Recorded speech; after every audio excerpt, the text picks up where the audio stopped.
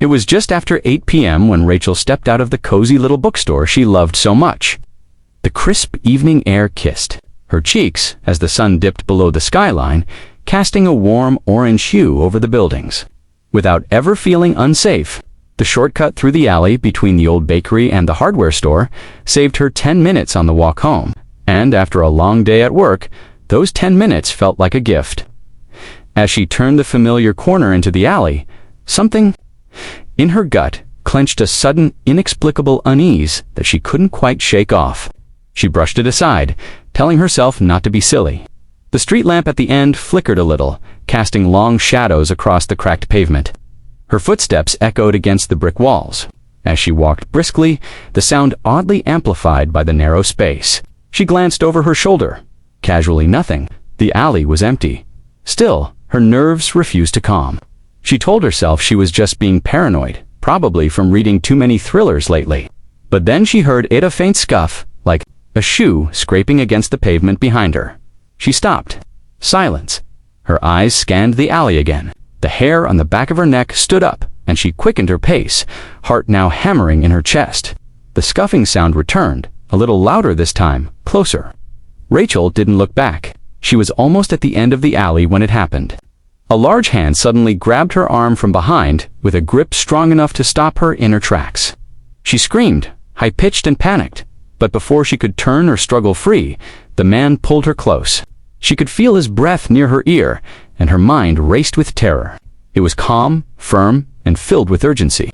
Not the tone of someone trying to hurt her, but someone trying to protect her. "Don't scream again. Don't stop. Just keep walking," he whispered again. Rachel didn't know why, but something about his voice made her listen. Her breathing was shaky, her body trembling as the man's grip loosened slightly. He didn't drag her. Instead, he walked beside her, hand still on her arm, but not painfully. It was like he wanted them to appear like they were together, like he was guiding her.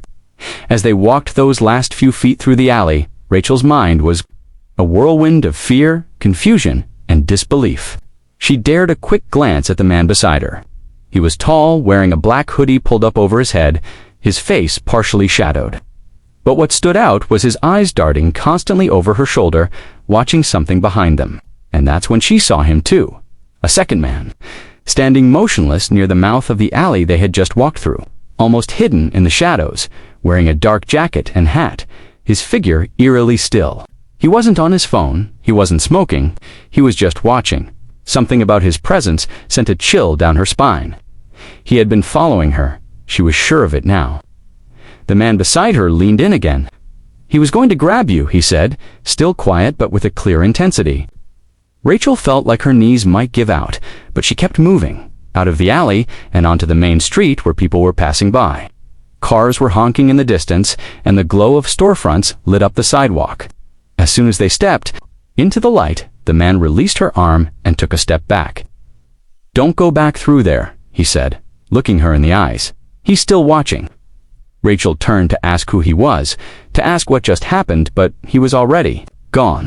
He had melted into the crowd like a ghost, his black hoodie vanishing between passing strangers and traffic.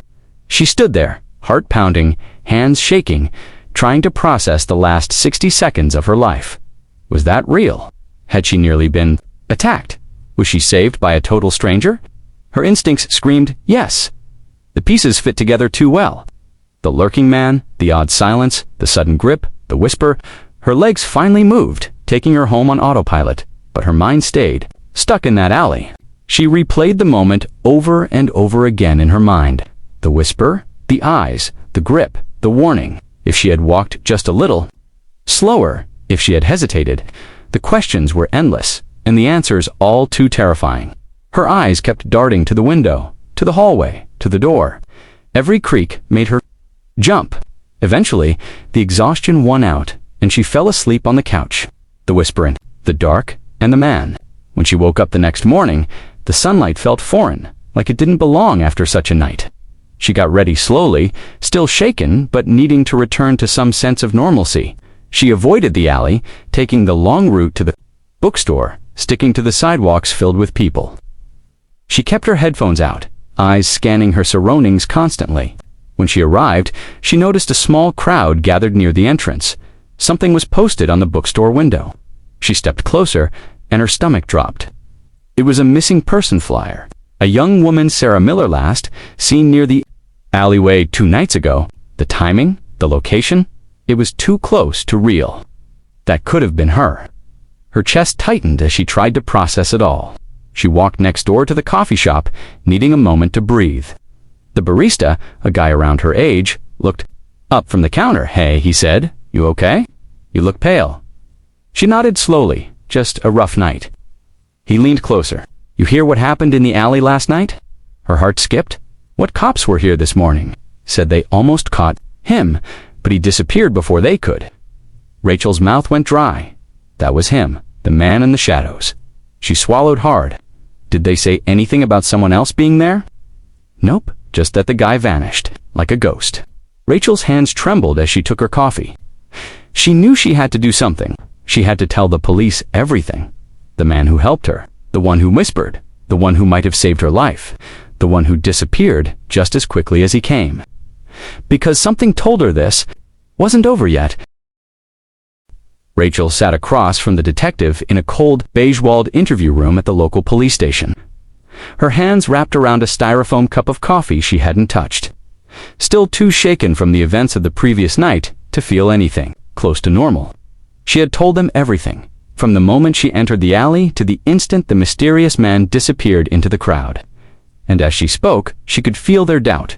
Not malicious, but cautious, like they were trying to piece together how a story like this could even be true.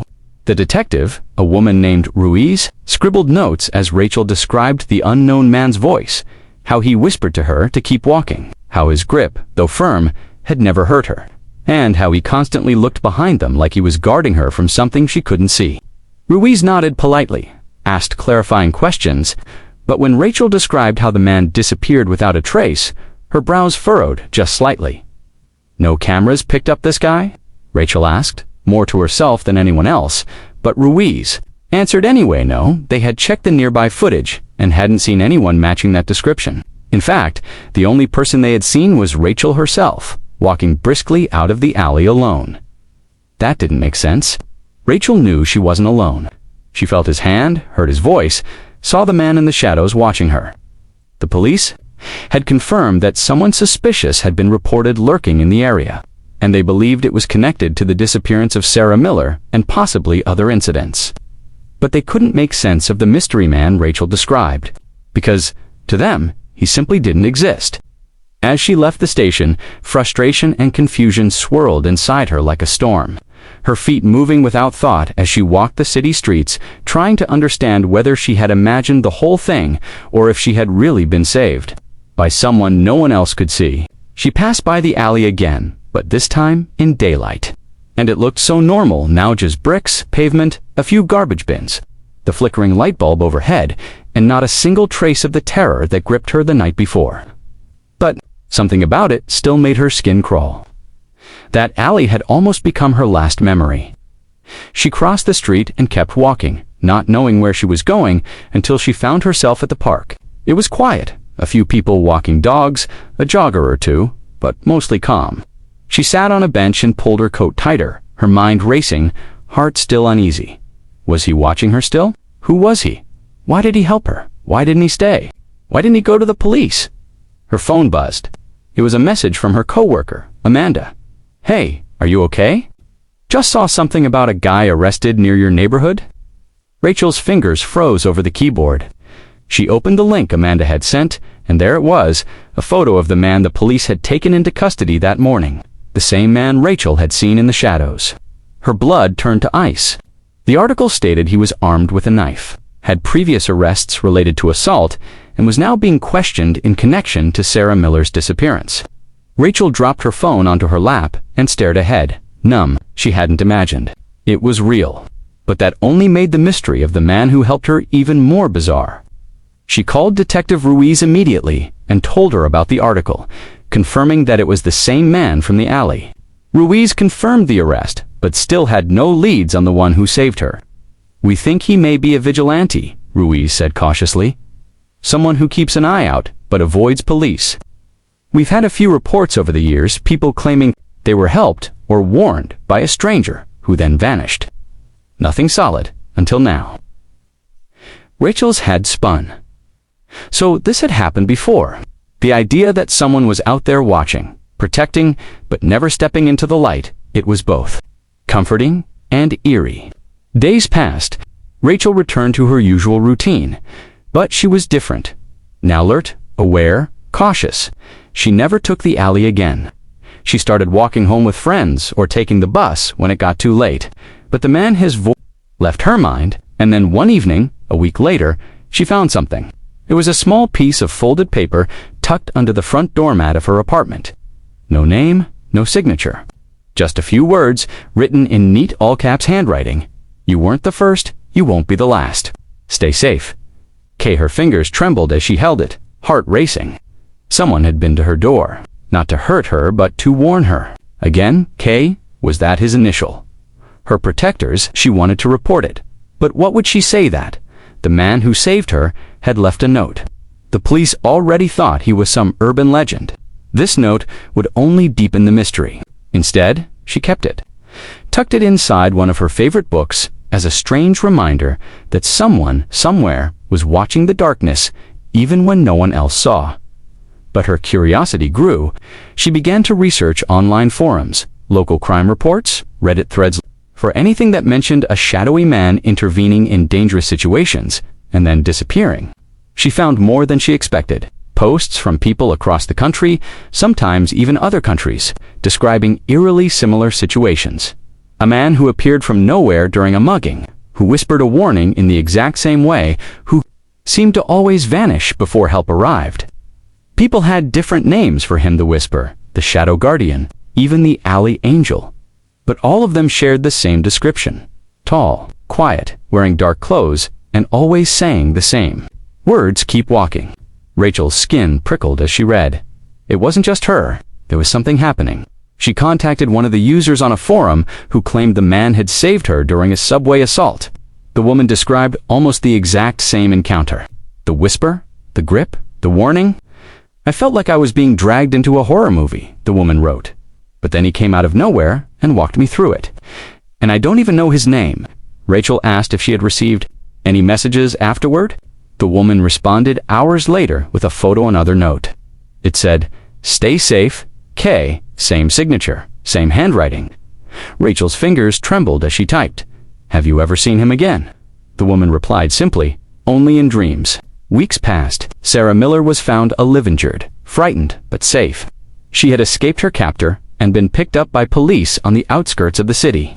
She refused to talk about what happened publicly, but she told detectives that she remembered a voice telling her to hold on, that help was coming. She had heard it while locked in the basement of a rundown building. A male voice whispering, repeating the words, "keep walking." But she had been alone. No one had entered the room. The police chalked it up to hallucination.